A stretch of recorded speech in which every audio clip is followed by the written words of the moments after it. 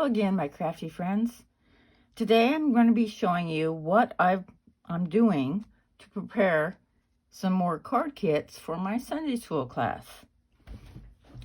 We're doing Easter cards today, and this is a beautiful embossing folder.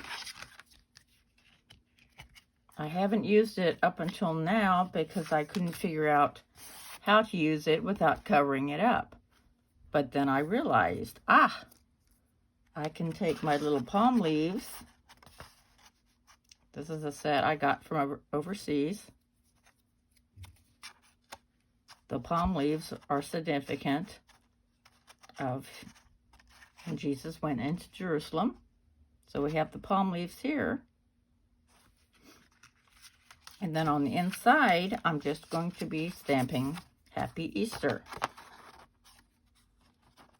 So I'm going to send the pre-stamped card base, and then this, and 2 palm leaves. And that will be my kit for the kids. I know this was short and sweet. Thank you so much for watching, and I hope to see you soon. Bye-bye.